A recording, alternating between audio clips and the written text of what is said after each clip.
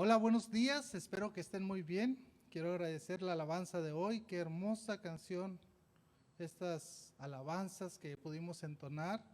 La verdad que cuando pensamos en nuestro Dios y todo el honor, toda la gloria que Él se merece, solamente podemos caer rendidos a nuestro Padre Celestial. Vamos a orar para que el Señor bendiga esta predicación y que podamos salir, escuchar, que podamos el Señor cambiar algo en nuestra mente, en nuestro corazón. Padre, queremos agradecerte por la oportunidad de poder, Señor, predicar tu palabra, poder, Señor, en nuestras casas escucharlas y poder, Padre Santo, saber qué es lo que tú quieres que hagamos con tu palabra, Señor. Que la pongamos en práctica en nuestro diario vivir, que podamos, Padre Santo, vivirla y así, Señor, poder cumplir tu ley, que es amar al prójimo como a uno mismo. Señor, ayúdanos con la raíz del perdón, que será el tema del día de hoy. Así que tu Santo Espíritu se mueva en cada corazón. Por Jesucristo oramos. Amén. El encabezado del periódico señalaba la siguiente noticia: viuda misionera de Camerún perdona al asesino de su marido. Charles Stroman Wesco, de 44 años, murió víctima de un disparo en la cabeza durante los combates entre separatistas armados y soldados en la nación de Camerún, en África Occidental. El pastor Randy King, que fue el que dio el discurso y el que dirigió el programa, dijo lo siguiente: la hermana Stephanie, que es la esposa de Charles, ha accedido a la gracia de Dios. Ella ha perdonado totalmente al asesino de Charles. No tiene amargura en su alma contra nadie. Ella, sus hijos y su familia extendida han estado orando diligentemente por el hombre que se llevó la vida de Charles. Dijo: no sabemos el nombre de ese hombre, pero oro como misionero a Camerún para que yo o su hermano tenga un día la oportunidad de conocer al asesino de Charles, para expresarle nuestro perdón y el amor, y si un día él se arrepienta y ponga su fe en el Señor Jesucristo como su Salvador y su Señor, para que también pudiera él recibir el perdón de Dios por lo que él hizo. ¿Se puede imaginar una noticia así en el periódico? ¿Se puede imaginar una persona que está perdonando al asesino de su esposo? ¿Cómo una persona en su sano juicio puede perdonar al asesino de su esposo? A lo mejor hay personas que nos escuchan que no pueden entender esto, pero una persona, escuche bien, que ha experimentado el poder, el perdón de Dios en su vida, está capacitada a perdonar a los adversarios, a sus enemigos y a su prójimo. ¿Escuchó bien? Una persona que ha experimentado el poder de Dios en su vida está capacitada para perdonar a los adversarios, a sus enemigos y a su prójimo. ¿Cuántas veces en su andar cristiano, en su vida cristiana, ha escuchado una predicación acerca del perdón? Usted dirá: pastor, ¿otra predicación más del perdón? Recuerde, este año estamos estudiando y haciendo énfasis en nuestras raíces cristianas y hemos estado hablando sobre la raíz del amor. Recuerda que cuando hablamos acerca de la raíz del amor, de cómo mostrarnos el amor unos a otros, aprendimos que para mostrar el amor al prójimo debemos experimentar primero nosotros lo que es el amor ágape en nuestra vida. Cuando estamos inundados del amor de Dios, ahora sí estamos capacitados para mostrarlo al prójimo. ¿Se acuerda que eso lo aprendimos domingos atrás? Pero el tema del perdón es semejante. Nosotros no podemos perdonar a las personas sin antes haber experimentado el poder de Dios en nuestras vidas. Es por ello que se hace necesario que si usted y yo ya experimentamos el poder, el perdón de Dios, si usted y yo ya somos perdonados por nuestro Dios en Jesucristo, entonces nosotros estamos capacitados para poder otorgar el perdón a nuestro prójimo, a nuestro semejante o a nuestros enemigos. Miren lo que dice Efesios capítulo 4, el versículo 32. Efesios capítulo 4, 32 es un pasaje que voy a agarrar como punto de partida a lo que quiero hablar este día. Antes, sed benignos unos con otros, misericordiosos, perdonándonos unos a otros. Escuche bien, como Dios también os perdonó a vosotros en Cristo. En estos versos nos dice dos grandes verdades en cuanto al perdón. Número 1, que debemos perdonarnos unos a otros. Debemos de perdonarnos unos a otros. Y número 2, que debemos perdonar como Dios nos perdonó a nosotros. ¿Se da cuenta? Perdonarnos unos a otros, pero debemos de perdonar como ya nosotros hemos sido perdonados por nuestro Dios en Jesucristo. Para poder hacer realidad el perdón en nuestra vida, debemos entender cómo Cristo, cómo Dios nos ha perdonado y en base a eso, cómo perdonar a mi prójimo. Por eso hoy vamos a aprender dos grandes verdades acerca del perdón, de esa raíz del perdón, de esa raíz profunda que en nuestra vida cristiana debe de estar y debe de ser caracterizada por el Hijo de Dios, que es el perdón. La raíz del perdón tiene su fundamento en el perdón de Dios hacia nosotros. Jesucristo es el único que puede perdonar nuestros pecados. Vaya conmigo, por favor, a Efesios capítulo 1. Efesios capítulo 1, el versículo 7. Efesios capítulo 1, versículo 7. Un pasaje hermoso porque nos viene hablando de las bendiciones espirituales desde el capítulo 3. Dice el versículo 7, en quien tenemos redención por su sangre, el perdón de pecados según las riquezas de su gracia. ¿Sabe que en el Antiguo Testamento la manera de calmar a Yahweh airado era el sacrificio de un animal, el ofrecer el cordero sin mancha para perdón, para que cubriera los pecados, ¿verdad? Jesucristo fue el Cordero de Dios, predicho por Isaías y ratificado por Juan el Bautista, cuando él exclamó, he aquí el Cordero de Dios que quita el pecado del mundo. En este pasaje de Efesios, si usted se da cuenta, del versículo 3 al versículo 6, nos está hablando acerca de la obra del Padre, porque parece ser que del versículo 3 al versículo 14 nos habla de la obra trinitaria, o sea, la obra del Padre, la obra del Hijo y la obra del Espíritu Santo.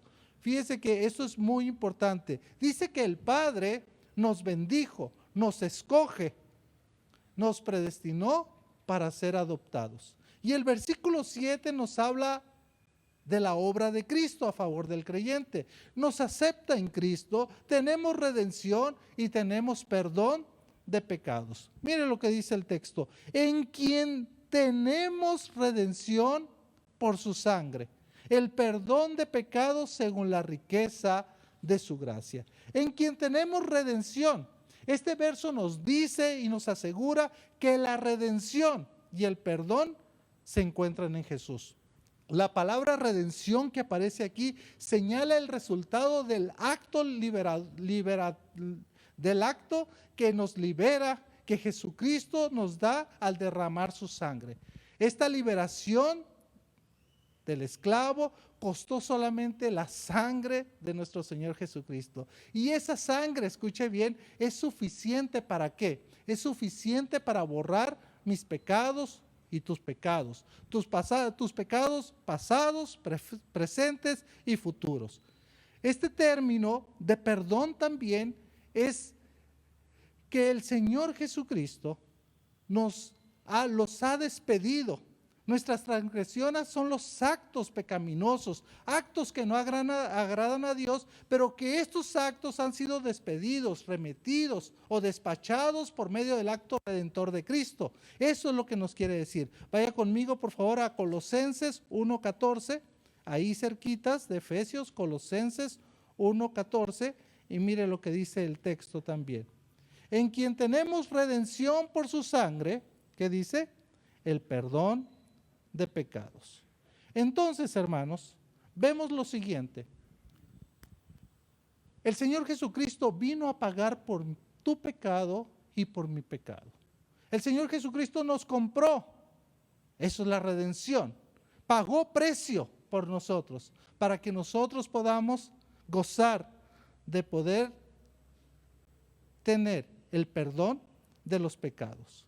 Recuerde lo que dice el escritor de Hebreos: sin derramamiento de sangre no hay remisión, no hay perdón de los pecados. Por eso era necesario la sangre de nuestro Señor Jesucristo. Me encanta cómo termina el verso 7 que dice ahí en Efesios, ¿verdad? Volvamos a Efesios 1:7, por favor.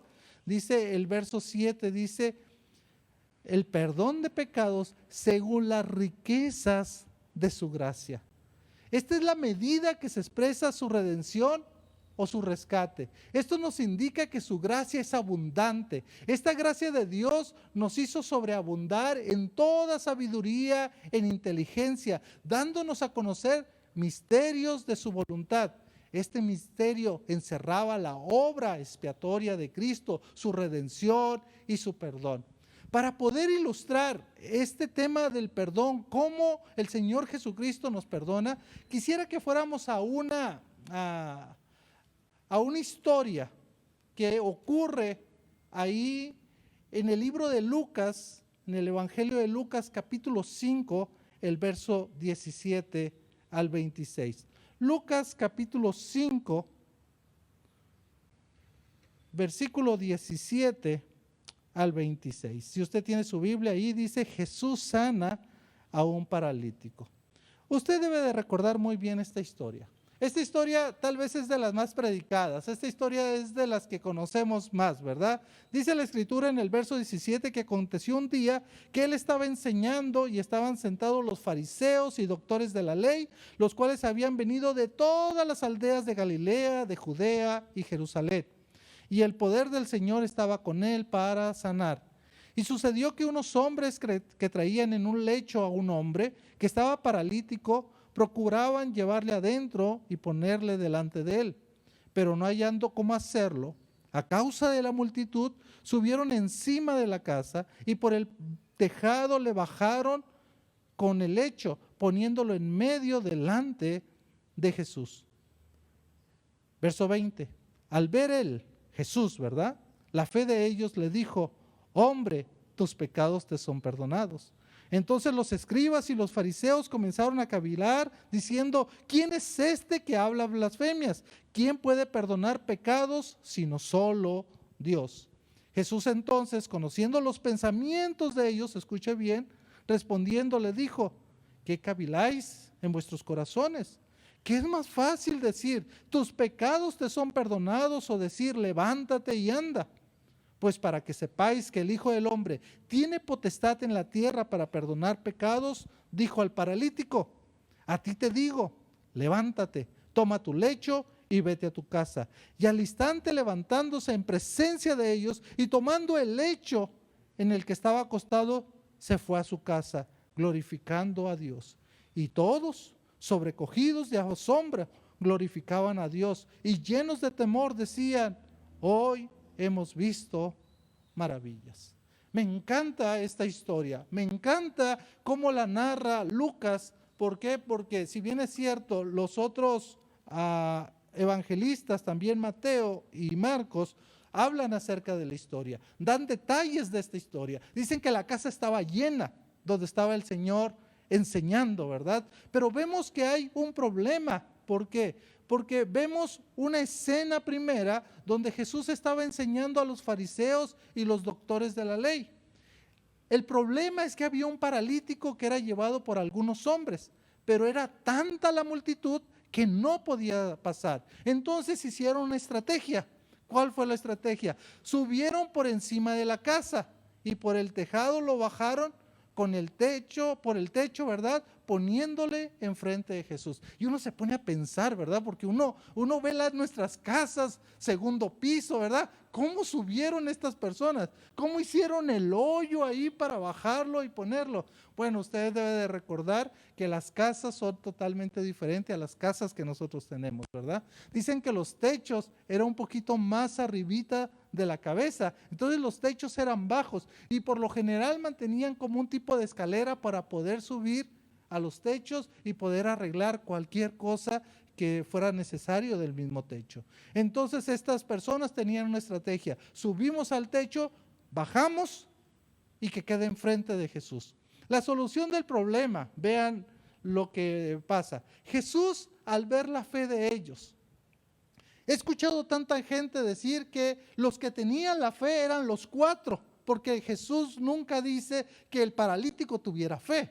Dice que al ver la fe de ellos, pero yo pienso que también de ellos también era el mismo paralítico, porque el Señor no puede dar salvación si no hay fe en medio de ese proceso. La fe es suficiente, la fe debe de estar presente para que haya salvación. Por eso el Señor Jesucristo le dice: tus pecados te son perdonados, porque tiene que haber fe. Obviamente la fe de estos 4 personas que lo llevaban, no sé, algunos piensan que era un tipo de camilla, ¿verdad? Hecha en aquel entonces con unas cuerdas, con unas sogas. Entonces lo subieron, lo bajaron y quedó ahí. Y el Señor Jesús, al ver la fe de ellos, de todos ellos, dijo al paralítico: a ti te digo, levántate, tus pecados te son perdonados.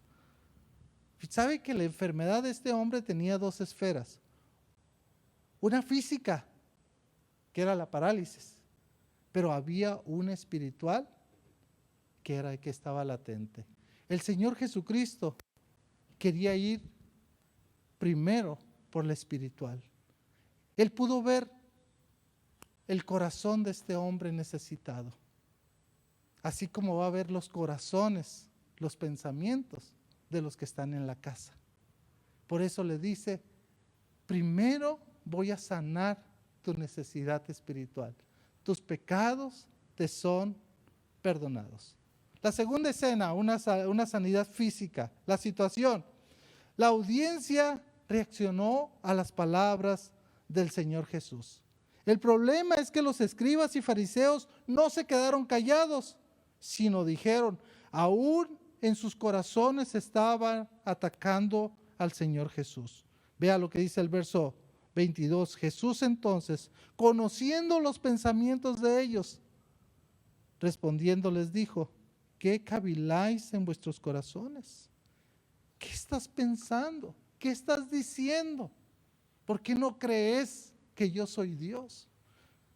Es que era muy complicado para ellos, porque la idea de pensar de ellos es un poquito diferente a la nuestra. Nosotros sí damos por hecho que Jesús es Dios, pero para ellos eso era una blasfemia. De hecho, le va a costar la vida al Señor Jesucristo por decir que Él es Dios. Para nosotros es sencillo decir, bueno, ¿qué es más fácil decir al paralítico? ¿Tus pecados te son perdonados? O levántate, toma tu lecho y vete a tu casa. No, pues lo más fácil es: tus pecados te son perdonados. ¿Por qué razón? No es evidente. ¿Cómo vas a saber que un pecado es perdonado? A lo mejor lo que dice la Escritura, ¿verdad? El corazón alegre hermosea el rostro, ¿verdad? A lo mejor podría ser eso, pero ¿cuántos creyentes no tienen un corazón alegre? O no se ve un rostro hermoso, ¿verdad? ¿Cómo podemos decir? Para ellos era más fácil decir, a ver si es cierto, tú que te dices ser Dios, levántalo. Por eso dice, ¿qué es más fácil decir? ¿Tus pecados te son perdonados? O decir, levántate y anda. Me encanta el verso 24. Es algo que yo debería de tener en un cuadro, ¿verdad? Porque vea lo que dice, pues para que sepáis que el Hijo del Hombre, Daniel capítulo 7, ¿verdad? Daniel, ahí donde ese título suena, Pues para que sepáis que el Hijo del Hombre tiene potestad en la tierra para perdonar pecados, dijo al paralítico, a ti te digo, levántate, toma tu lecho y vete a tu casa. Los fariseos tenían razón. El único que puede perdonar pecados, ¿sabe quién es? Es Dios. El único que puede perdonar pecados es Dios. Pero Jesús está dejando en claro algo. Yo soy Dios. Yo tengo la autoridad ¿de qué? De perdonar pecados. Tus pecados te son perdonados. Levántate, toma tu lecho y vete a tu casa. Jesús sana al paralítico. Jesús ya había perdonado al paralítico. No había necesidad de volverlo a hacer. Los fariseos pensaron y dijeron, ¿qué está sucediendo aquí? Este hombre tiene el poder de levantar a este paralítico. ¿Qué es lo más lógico, hermanos? Decir entonces, Jesús es Dios. Pero ellos no podían decir eso. Su corazón estaba duro, como dice la Escritura, ¿verdad? Pensando ser sabios, se hicieron necios. Una de las historias que más me encanta en la Escritura es esta, porque nos deja en claro dos cosas. Número uno, Jesucristo es Dios. Y por ser Dios, Él tiene toda la autoridad, tiene toda la potestad de perdonar nuestros pecados en su nombre, ¿verdad? Qué hermoso es poder saber eso. Y yo creo que la mayoría que me está escuchando, yo creo que la mayoría hemos sido perdonados por Jesucristo. Usted ha puesto su fe en Jesucristo, usted ha sido perdonado de sus pecados. Obviamente, cada día nosotros pedimos perdón por nuestros pecados que cometemos día a día. Pero nuestra salvación está segura en Cristo, porque Él perdonó nuestros pecados. Ahora, qué bonito eso. Podemos decir que Jesucristo perdonó nuestros pecados. Allá en su casa griten un amén, ¿verdad? Porque eso es realidad en nuestra vida.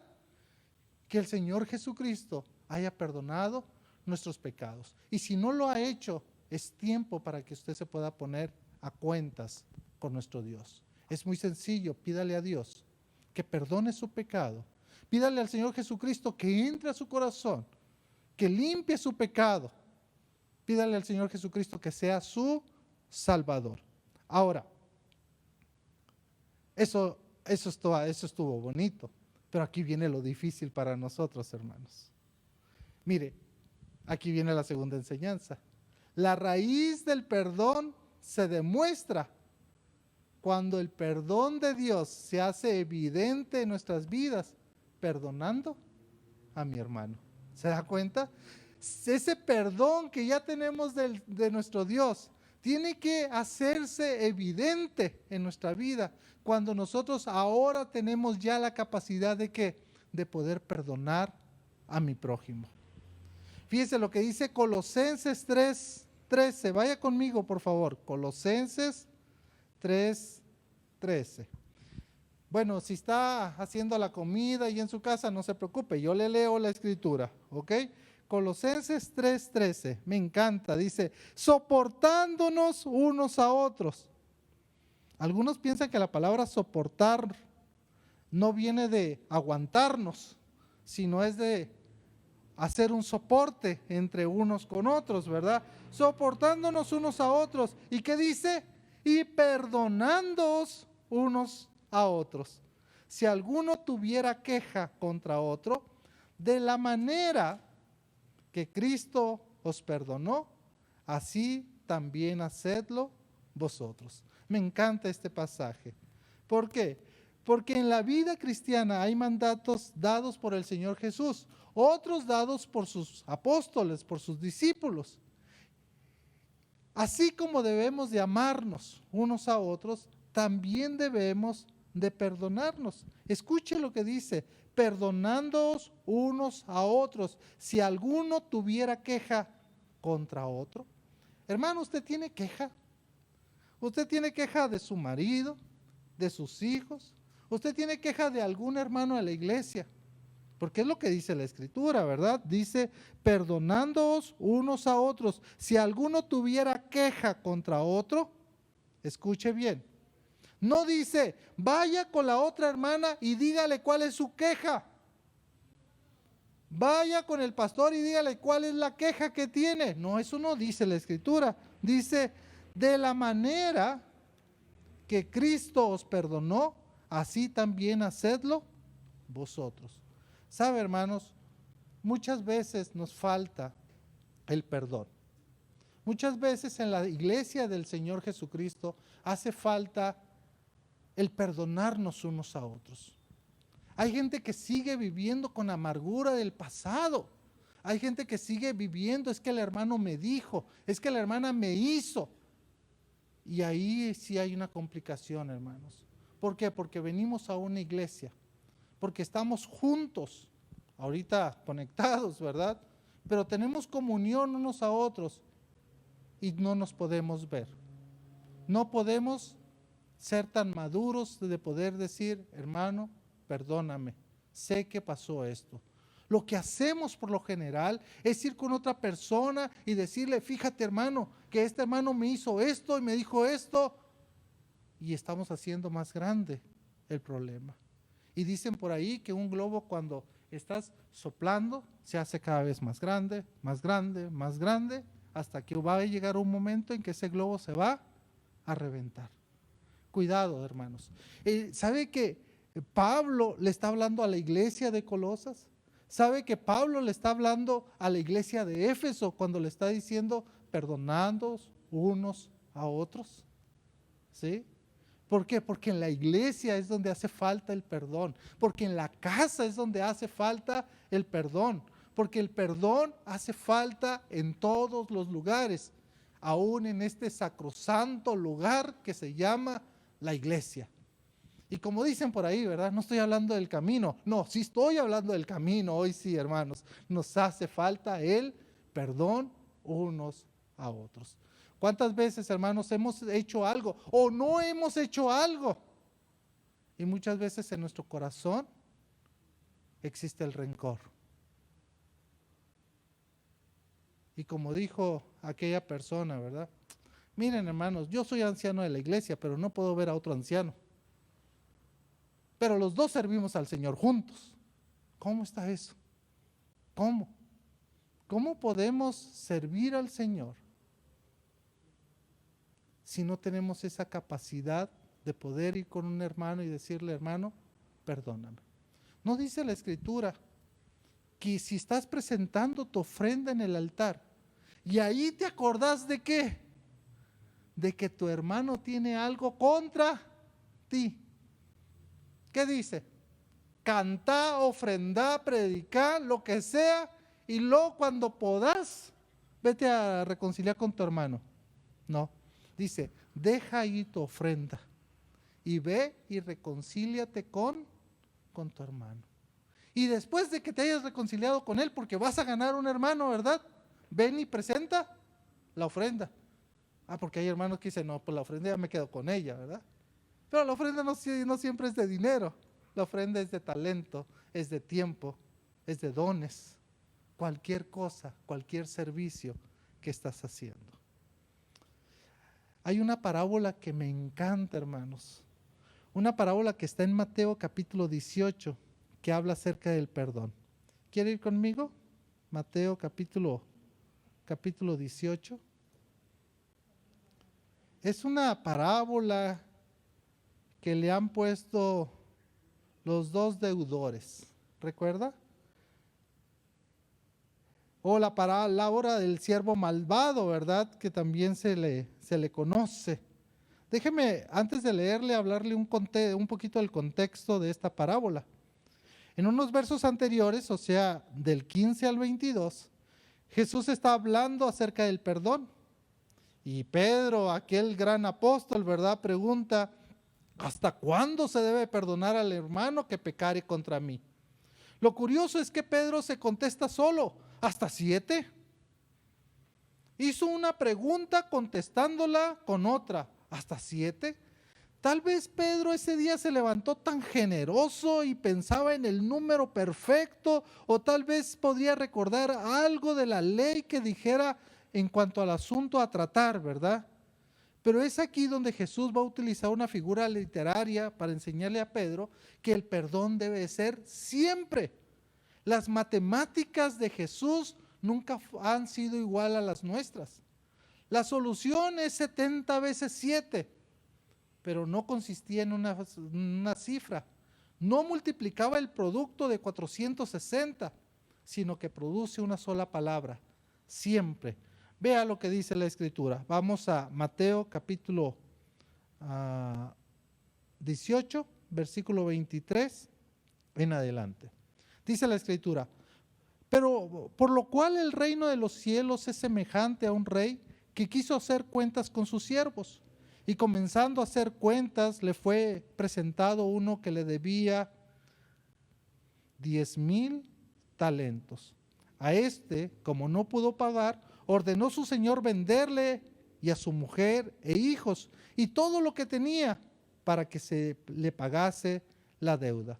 Entonces aquel siervo postrado le suplicaba diciendo: Señor, ten paciencia conmigo, yo te lo pagaré todo. Mentiroso, no podía pagarlo. Ahorita vamos a ver por qué, ¿verdad? Y el señor de aquel siervo, movido a misericordia, le soltó, escuche bien, y le perdonó la deuda. Wow, ahí podríamos terminar la historia, y qué bonita historia, ¿verdad? Pero mire, como tiene que ver con el perdón unos a otros, veamos lo que sigue.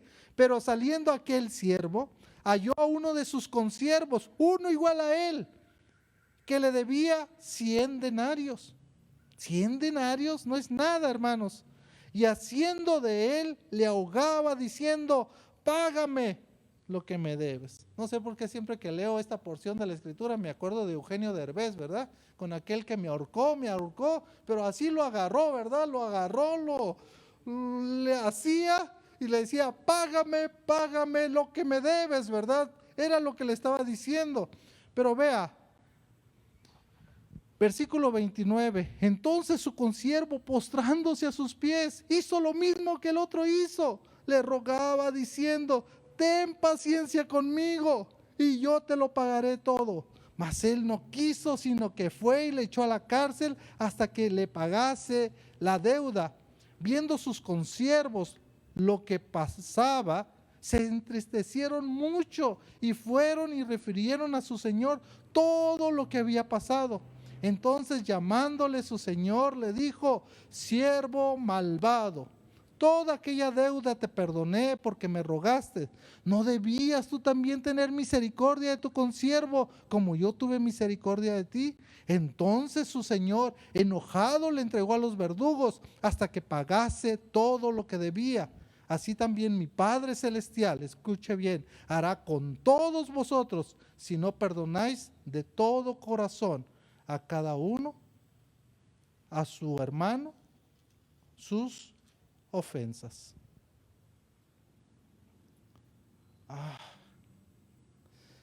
Una parábola un poquito fuerte, ¿verdad? Pero, hermanos, lo que vemos aquí son contrastes en esta parábola. El primer contraste que vemos aquí es que había dos personas que debían dinero. Una al rey. Este rey quiso hacer cuentas y se dio cuenta que había uno que le debía 10,000 talentos. ¿Qué suma más grande tenía este hombre con el rey? Le debía solamente 10,000 talentos. Hay gente que ha querido hacer equivalencias, como por ejemplo, 10,000 talentos son 100 millones de denarios o 200 toneladas de plata. Si se toma en cuenta que un jornal habitual de un obrero era de 1 denario al día, usted puede imaginarse la deuda que tenía, ¿sí?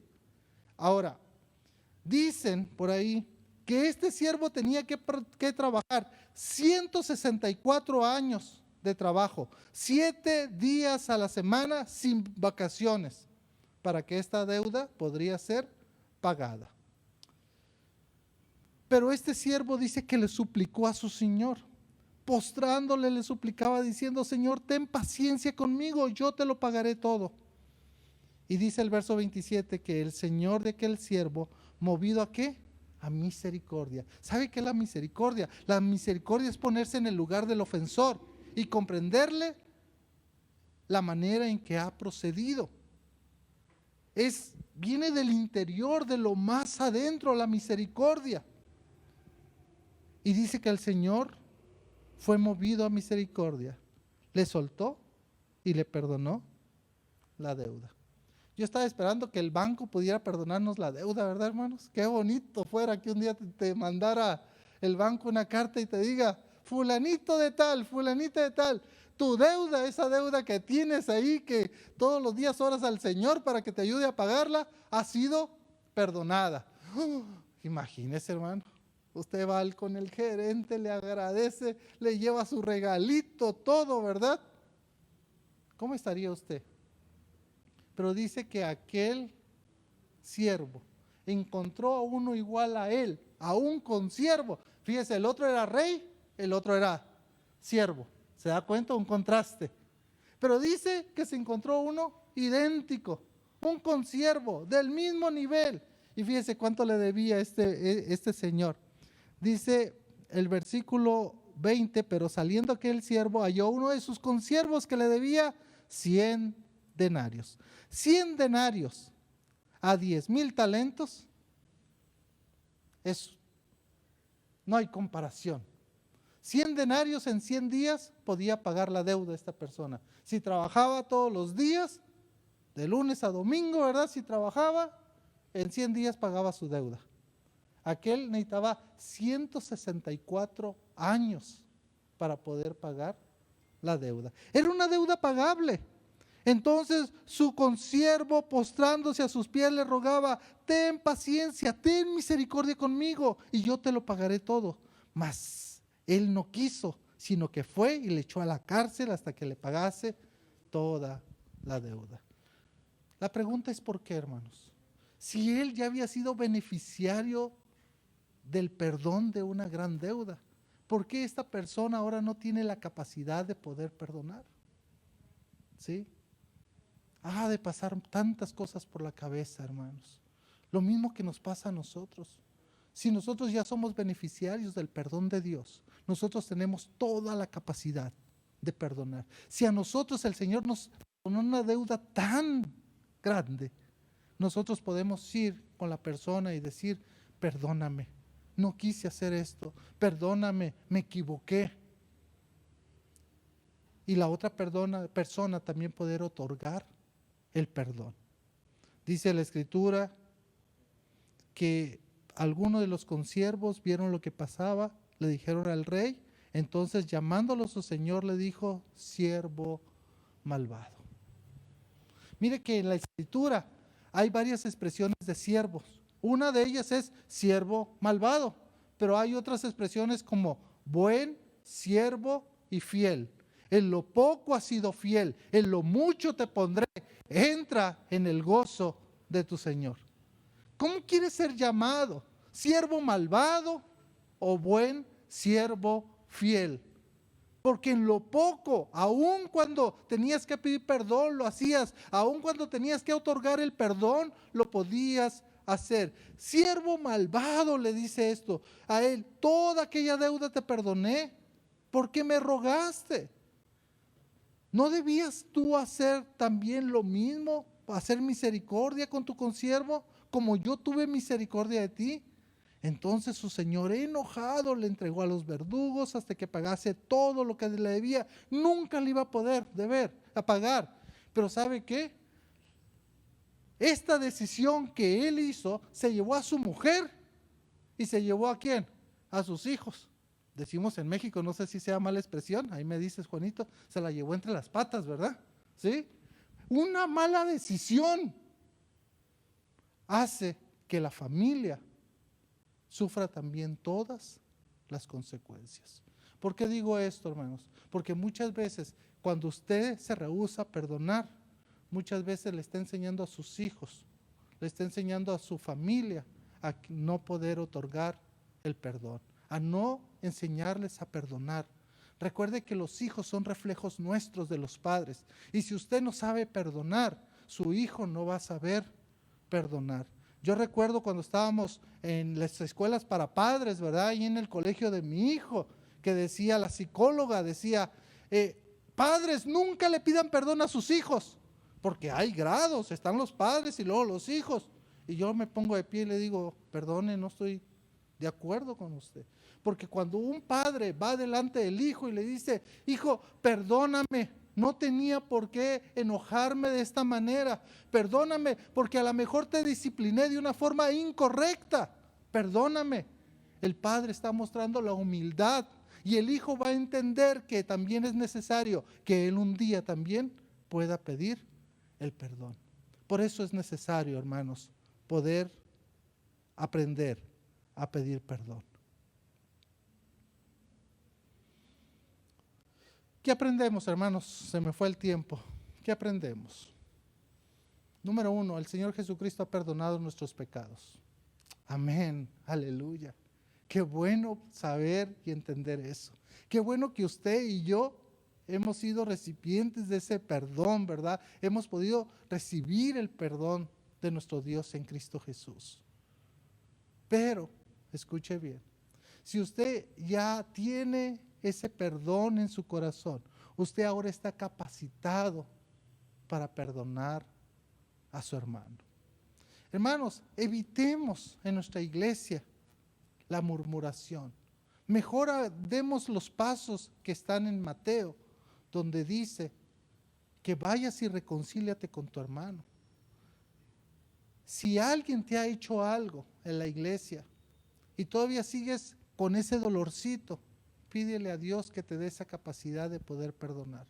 Tal vez la persona ya ni está en la iglesia, ya se fue a otra iglesia. Tal vez la persona ya no está ni en el país, ¿verdad? Ya está en otro país, no sé. Y usted todavía sigue guardando ahí. Déjeselo al Señor, entrégueselo al Señor. Pero a lo mejor, hermanos, hermana, o cualquiera que me esté escuchando, usted ha sufrido algo más allá, una violación, un maltrato. A lo mejor usted ha sufrido una infidelidad. A lo mejor usted ha sufrido engaños. Déjeme decirle que tiene que entregárselo al Señor. Porque usted solo o sola usted no va a poder. Si bien es cierto, perdonar no es olvidar, hermanos. Si bien es cierto, perdonar no es que yo me voy a olvidar de todo. No. Perdonar es decirle al Señor, Señor, te entrego esto que está dañando mi corazón. Te entrego esto que está haciendo un cáncer en mi corazón, en mi vida, en mi pensamiento. Te lo entrego, porque el que quiere sanar soy yo. Ya sabrá la otra persona si lo acepta el perdón, si no lo acepta. Pero a lo mejor ya la persona ya ni vive. Usted tiene que perdonar con la ayuda de nuestro Dios. Querida iglesia, el perdón es un tema de una raíz que debemos de tener. Cuando la iglesia sabe amar y sabe perdonar, vamos a ser una iglesia totalmente sana. Oremos. Padre, gracias. Gracias, Señor, porque hoy hemos aprendido que cuando experimentamos el poder de Dios en nuestras vidas,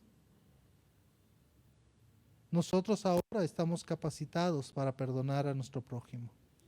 Señor, te doy gracias porque tú has perdonado mis pecados, todos. Pero a ti te place, Señor, que día a día vaya a ti y pueda cumplir ese verso que está en tu palabra, que dice que si confesamos nuestros pecados, tú eres fiel y justo para perdonar nuestros pecados y limpiarnos de toda maldad. Gracias, Señor, por ello. Gracias, Padre Santo, porque ahora estoy capacitado para poder perdonar a mis hermanos. Ayúdanos, Padre Santo, a que como Iglesia Bíblica El Camino podamos perdonarnos unos a otros, podamos amarnos unos a otros. Ayúdenos, Señor, por favor. Bendíganos, Padre Santo. Y gracias por la oportunidad de escuchar su palabra. Por Jesucristo oramos. Amén y amén. Que Dios les bendiga, hermanos.